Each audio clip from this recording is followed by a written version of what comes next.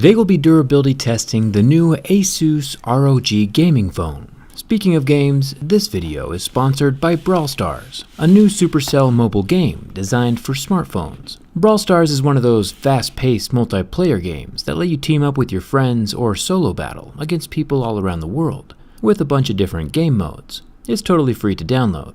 I joined up with my buddy Lincoln from the What's Inside YouTube channel, and we used our brawlers to team up and fight against 4 other teams. Lincoln is definitely better than I am. If you want to join our team, download the game and search my club Zach's Jerry Rig, same as all my social media, and join up with my crew. There's real-time 3 vs 3 battles going on as well. Plus, each brawler has a unique super attack, which keeps things interesting. You can play right now for free with the link in the description, and huge thanks to Brawl Stars for sponsoring this video. This allows us to review a phone we might not have gotten to test otherwise. Let's get started.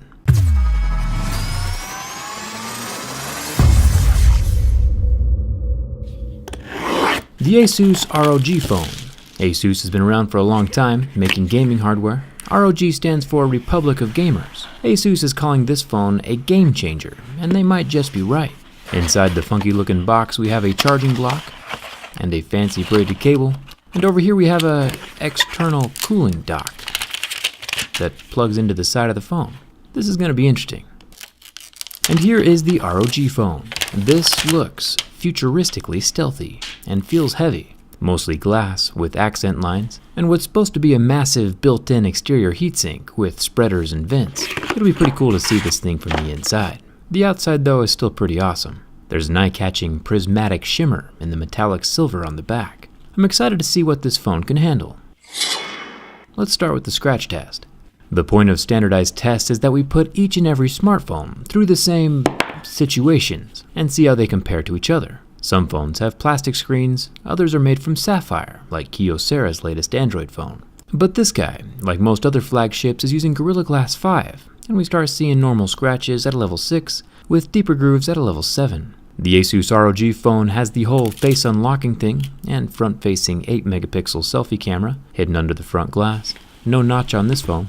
The earpiece grill is different. Its copper accents look great on the phone, but instead of an anodized metal grill, it has a plastic layer kinda glued to the top. I don't think this is a future cosmetic blunder waiting to happen though. The plastic is very well adhered to the metal, almost like a colored epoxy. I really doubt the color will ever fall off or peel away on its own. It took some serious persuasion to even get it this far. The bottom stereo speaker grill is covered with the same stuff, plus the whole thing can pull away from the phone. This doesn't normally happen. Most speaker grills are built in, but I still don't see it falling off by itself. The adhesive underneath is pretty strong, just something to be aware of.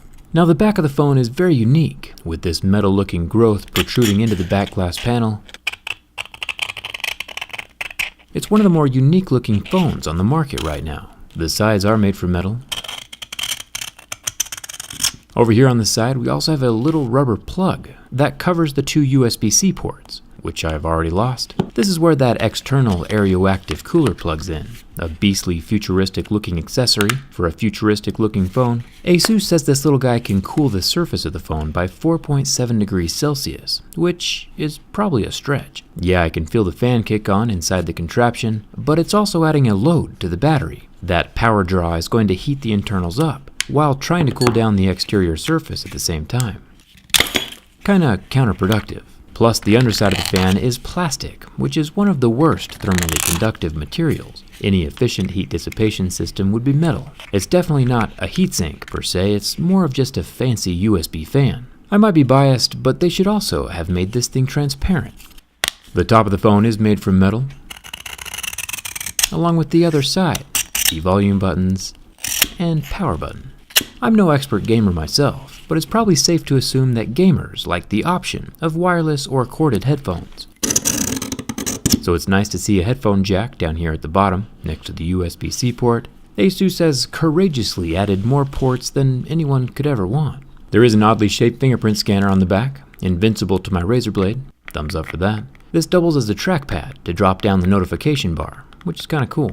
Asus is also doing it right with the dual cameras on the back. One is a 12-megapixel wide-angle lens and another 8-megapixel normal sensor for regular pictures. Dual cameras, each with their own properties. The single-colored LED flash is protected under the back glass. The back logo is also under the glass and scratch-proof. Kinda putting a damper on art class with Jerry.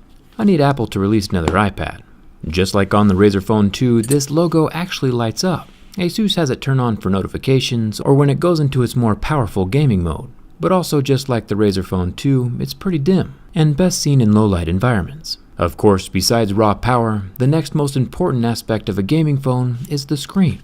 And Asus has again pushed the limits of what a smartphone can handle. Normal smartphones like iPhones and Samsungs have a refresh rate of 60 Hz. Asus has somehow managed to bump that up to an impressive 90 Hz on this 1080p screen while still using an AMOLED. Razer is still the king of the refresh rate with 120 Hz, but they're also using an LCD panel, where those kinds of refresh rates are much more common. I'd say LCDs are a bit more color accurate, but AMOLEDs are definitely more vibrant. So it's cool to see the refresh rate improving. The AMOLED panel did go white after 32 seconds and did not recover.